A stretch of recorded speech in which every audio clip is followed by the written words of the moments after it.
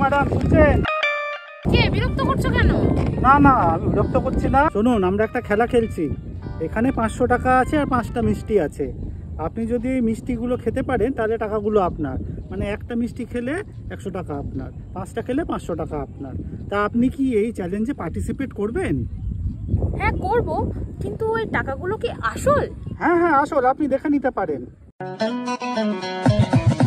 ঠিক আছে, তাহলে এবার চ্যালেঞ্জটা শুরু করুন।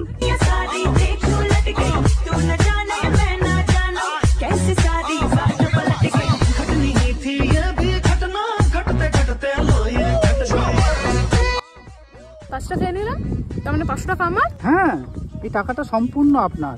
কর করে 500 টাকা আপনার। কনগ্রাচুলেশনস। Thank you.